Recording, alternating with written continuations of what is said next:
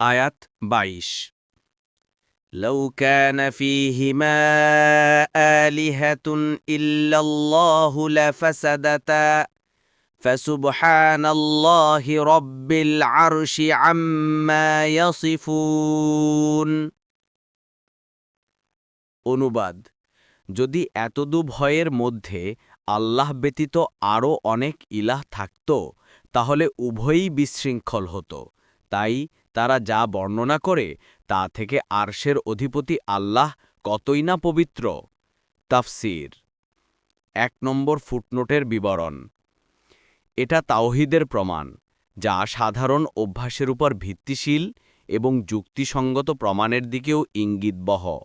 অভ্যাসগত প্রমাণের ভিত্তি এই যে, পৃথিবী ও আকাশে দুই ইলাহ থাকলে উভয়েই সর্বময় কর্তৃত্বের অধিকারী হবে।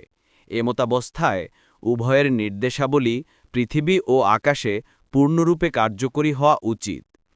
অভ্যাসগতভাবে এটা অসম্ভব যে একজন যে নির্দেশ দিবেন অন্যজনও সেই নির্দেশ দিবেন, একজন যা পছন্দ করবেন অন্যজনও তাই পছন্দ করবেন। তাই উভয়ের মধ্যে মাঝে মাঝে মতবিরোধ ও নির্দেশ বিরোধ হওয়া অবশ্যম্ভাবী।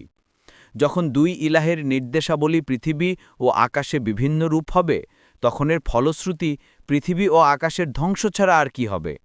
একজন ইলাহ চাইবেন যে এখন দিন হোক, অপর ইলাহ চাইবেন এখন রাত্রি হোক। এ মতাবস্থায় উভয়ের পরস্পর বিরুদ্ধ নির্দেশ কিরূপ প্রযোজ্য হবে?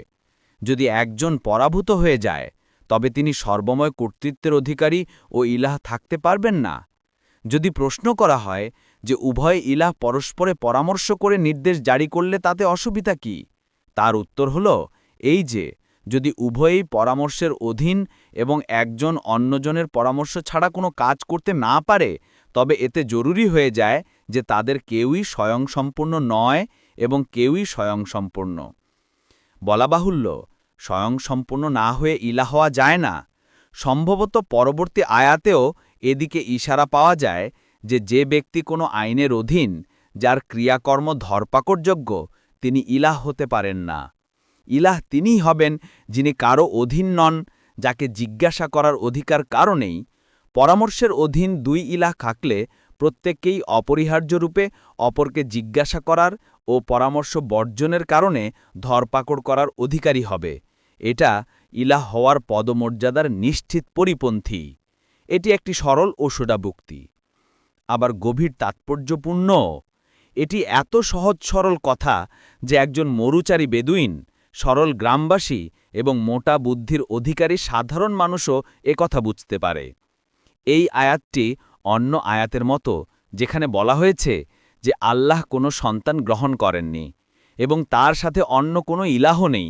যদি থাকত, তাহলে প্রত্যেক ইলাহ স্বীয় সৃষ্টি নিয়ে পৃথক হয়ে যেত এবং একে অন্যের উপর প্রাধান্য বিস্তার করত। তারা যে গুণে তাকে গুণান্বিত করে তা থেকে আল্লাহ কতই না পবিত্র। সূরা আল মুমিনুন ৯১। ইবনে কাসির। তবে লক্ষণীয় যে আয়াতে এটা বলা হয়নি যে যদি আসমান ও জমিনের মধ্যে আল্লাহ ব্যতীত আরও অনেক ইলাহ থাকত, তাহলে উভয়ই ধ্বংস হয়ে যেত। বরং বলা হয়েছে যে বিশৃঙ্খল হতো বা ফাসাদ হয়ে যেত। আর সেটাই প্রমাণ করে যে এখানে তাওহিদুল উলুহিয়ার ব্যত্যয় ঘটলে কিভাবে দুনিয়াতে ফাসাদ হয় সেটাই বোঝানো উদ্দেশ্য। কারণ আল্লাহ ছাড়া অন্য মাবুদের ইবাদত করলে সেখানেই ফাসাদ অনিবার্য।